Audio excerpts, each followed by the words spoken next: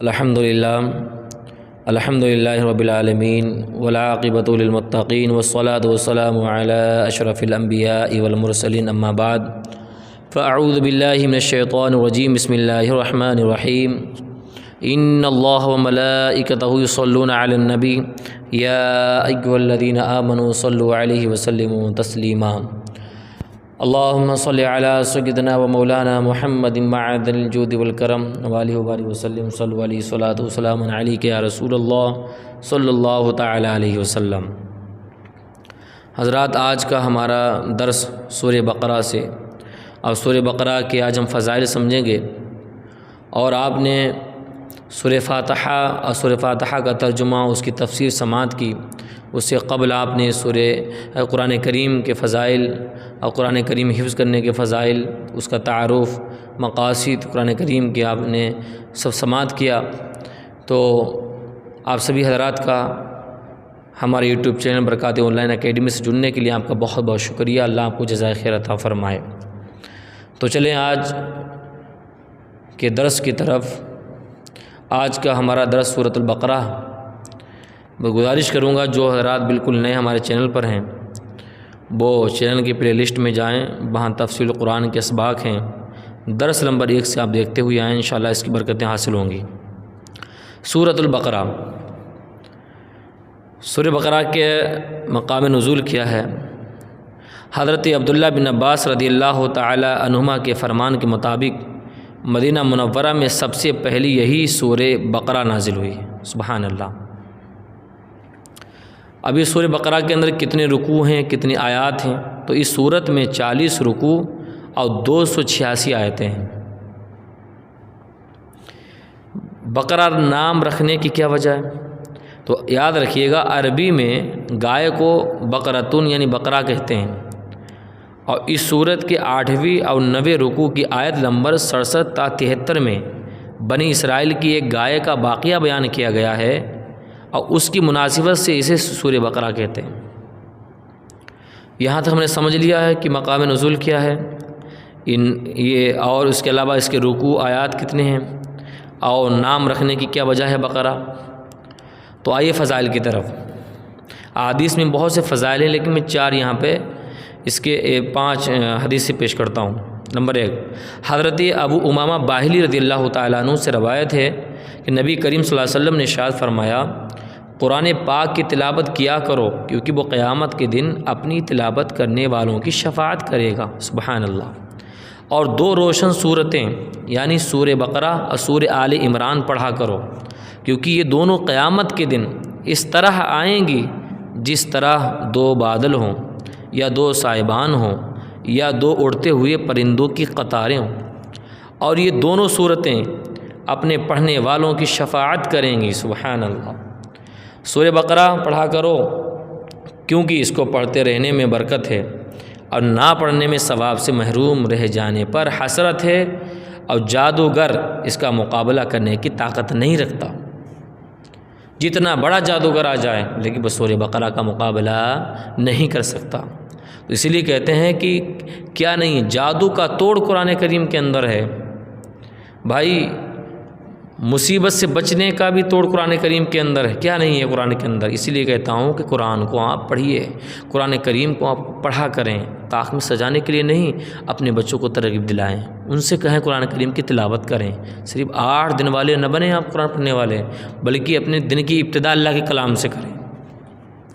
حدیث نمبر 2، حضرت ابو ہریرہ رضی اللہ تعالی عنہ سے روایت ہے، حضور پر نور صلی اللہ علیہ وسلم نے ارشاد فرمایا، اپنے گھروں کو قبرستان نہ بناؤ، اپنے گھروں کو قبرستان نہ بناؤ، یعنی اپنے گھروں میں عبادت کیا کرو، اور شیطان اس گھر سے بھاگتا ہے، کس گھر سے؟ جس گھر میں سورہ بقرہ کی تلاوت کی جاتی ہے۔ سبحان اللہ۔ حدیث نمبر 3، حضرت ابو مسعود رضی اللہ تعالیٰ عنہ سے روایت ہے کہ سرکار دو عالم صلی اللہ علیہ وسلم نے ارشاد فرمایا، جو شخص رات کو سورہ بقرہ کی آخری 2 آیتیں، وہ آخری 2 آیتیں یعنی آمن الرسول بما انزل الیہ من ربہ والمؤمنون سے، تو فرمایا کہ سورہ بقرہ کی آخری 2 آیتیں پڑھ لے گا تو وہ اسے کافی ہوں گی، یعنی حدیث نمبر 4 ابو ہریرہ رضی اللہ تعالیٰ عنہ سے روایت ہے کہ حضور اقدس صلی اللہ علیہ وسلم نے ارشاد فرمایا ہر چیز کی ایک بلندی ہے اور قرآن کی بلندی سورہ بقرہ ہے، اور اس میں ایک آیت ہے جو قرآن کی تمام آیتوں کی سردار ہے، اب وہ آیت الکرسی ہے۔ سبحان اللہ۔ حدیث نمبر 5 حضرت سہل بن سعد رضی اللہ تعالیٰ عنہ سے روایت ہے حضور انبی صلی اللہ علیہ وسلم نے ارشاد فرمایا جس نے دن کے وقت اپنے گھر میں سورہ بقرہ کی تلاوت کی تو 3 دن تک شیطان اس کے گھر کے قریب نہیں آئے گا، اور جس نے رات کے وقت اپنے گھر میں سورہ بقرہ کی تلاوت کی تو 3 راتیں اس گھر میں شیطان داخل نہ ہوگا۔ سبحان اللہ۔ یہ سورہ بقرہ کی تلاوت کرنے کی برکتیں ہیں، تو ہمیں بھی چاہیے کہ ہم سورہ بقرہ کی تلاوت ضرور کریں۔ اگر ہمارے پاس اتنا وقت نہیں ہے، مصروفیت ہے، تو خدا را سورہ بقرہ کی جو آخری 2 آیتیں کریمہ ہیں وہ پڑھ لیا کریں آپ۔ تو یہاں تک فضائل ہوئے، آپ اس کا مقام نزول بھی جانے ہیں، رکوع کتنے ہیں، آیات کتنے ہیں، سورہ بقرہ نام رکھنے کی وجہ کیا ہے، اس کے فضائل سمجھ لیے ہیں۔ اب چلیے ہم سمجھتے ہیں مضمون کے بارے میں، یعنی اس صورت کے اندر کیا کیا بیان ہوگا۔ تو یہ قرآن پاک کی سب سے بڑی صورت ہے، اور اس صورت کا مرکزی مضمون یہ ہے کہ اس میں بنی اسرائیل پر کیے گئے انعامات اور ان انعامات کے مقابلے میں بنی اسرائیل کی ناشکری اور بنی اسرائیل کے جرائم جیسے بچھڑے کی پوجا کرنا، سرکشی اور عناد کی وجہ سے حضرت موسیٰ علیہ السلام سے طرح طرح کے مطالبات کرنا، اللہ تعالیٰ کی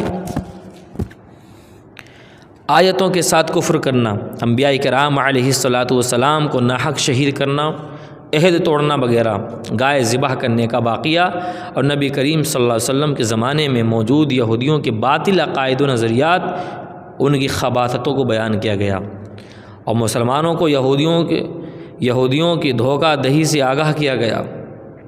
اس کے علاوہ سورہ بقرہ میں بہت سے اور بھی ذکر آئے گا، اور اس کے مضامین بیان کیے گئے ہیں۔ نمبر 1 11 بیان کیے گئے ہیں، میں پیش کرتا ہوں، آپ سماعت کرتے جائیے گا، دل باغ انشاءاللہ ہو جائے گا کہ اس صورت کے اندر یہ سب ذکر کیا جائے گا تفصیل کے ساتھ۔ نمبر 1 قرآن پاک کی صداقت، حقانیت اور اس کتاب کی ہر طرح کے شک و شبہ سے پاک ہونے کو بیان کیا گیا ہے۔ نمبر 2 قرآن پاک سے حقیقی ہدایت حاصل کرنے والوں اور ان کے اوصاف کا بیان اس کے اندر ہے۔ نمبر 3 قرآن پاک میں شک کرنے والے کفار سے قرآن مجید کی صورت جیسی کوئی ایک صورت بنا کر لانے کا مطالبہ کیا گیا، اور اس کا جواب بھی دیا گیا اس صورت کے اندر۔ نمبر 4 حضرت آدم علیہ السلام کی تخلیق کا واقعہ بیان کیا گیا، اور فرشتوں کے سامنے ان کی شان کو ظاہر کیا گیا، اس کا بھی ذکر آئے گا۔ نمبر 5 خانہ کعبہ کی تعمیر اور حضرت ابراہیم علیہ السلام کی دعا کا ذکر بھی کیا گیا، اس صورت کے اندر یہ سب ذکر کیا گیا۔ نمبر 6 اس صورت میں نبی کریم صلی اللہ علیہ وسلم کی پسند کی وجہ سے قبلہ کی تبدیلی، تو قبلہ کی تبدیلی اور اس تبدیلی پر ہونے والے اعتراضات و جوابات کا بیان ہے۔ نمبر 7 عبادات، معاملات جیسے نماز قائم کرنے، زکوٰۃ ادا کرنے، رمضان کے روزے رکھنے، خانہ کعبہ کا حج کرنے، اللہ تعالیٰ کی راہ میں جہاد کرنے، دینی معاملات میں قبری مہینوں پر اعتماد کرنے، اللہ تعالیٰ کی راہ میں مال خرچ کرنے، والدین رشتہ داروں کے ساتھ سلوک کرنے، یتیموں کے ساتھ معاملات کرنے، نکاح، طلاق، رضاعت، عدت، بیویوں کے ساتھ ایلا کرنے، جادو، قتل، لوگوں کے مال ناحق کھانے، شراب، سود، جوا اور حیض کی حالت میں بیویوں کے ساتھ صحبت کرنے وغیرہ کے بارے میں مسلمانوں کو ایک شرعی دستور فراہم کیا گیا ہے۔ اس صورت کے اندر یہ سب بیانات۔ نمبر 8 تابوت سکینہ، طالوت اور جالوت میں ہونے والی جنگ کا بھی بیان ہے۔ نمبر 9 مردوں کو زندہ کرنے کے ثبوت پر حضرت عزیر علیہ السلام کی وفات کا واقعہ ذکر کیا گیا۔ نمبر 10 حضرت ابراہیم علیہ السلام کو 4 پرندوں کے ذریعے مردوں کو زندہ کرنے پر اللہ تعالیٰ کی قدرت کا نظارہ کروانے کا واقعہ بیان کیا گیا ہے۔ اس کے اندر، اس صورت کے اندر۔ نمبر 11، اس صورت کے آخر میں اللہ تعالیٰ کی بارگاہ میں رجوع کرنے اور گناہوں سے توبہ کرنے اور کفار کے خلاف مدد طلب کرنے کی طرف مسلمانوں کو توجہ دلائی گئی اور مسلمانوں کو قیامت کے دن سے ڈرایا گیا۔ اب یہ جو 11 مضمون میں نے آپ سبھی حضرات کے سامنے پیش کیے ہیں، یہ سب ذکر آنا ہے اس صورت کے اندر۔ اپنا ماننا یہ ہے، اگر جس بندے نے سورہ بقرہ کی تفسیر شروع سے الف لام میم سے لے کر وانصرنا علی القوم الکافرین تک، یہ سب سے طویل، سب سے لمبی ہے صورت، اگر اس کا ترجمہ آپ نے سماعت کر لیا اور قرآن کریم اچھی نیتیں لے کر کے آپ سماعت کرتے رہے تو انشاءاللہ آپ کے پاس علم کا ذخیرہ ہوگا، کیونکہ آپ کو وہ ہر باتیں پتہ چلیں گی جو آپ کو نہیں معلوم ہے، اور قرآن کے دلائل، قرآنی دلائل کے ساتھ، احادیث کے دلائل کے ساتھ میں۔ اس لیے ہماری گزارش ہے کہ آپ ہمارے ساتھ یعنی برکات آن لائن اکیڈمی کے ساتھ جڑے رہیں اور قرآن کی تفسیر کے درس پابندی کے ساتھ آپ سماعت کرتے رہیں۔ آپ مجھے اجازت دیجیے، مجھے دعا میں یاد رکھیں۔ اللہ ہمیں اور آپ کو جزائے خیر عطا فرمائے۔ السلام علیکم ورحمۃ اللہ وبرکاتہ۔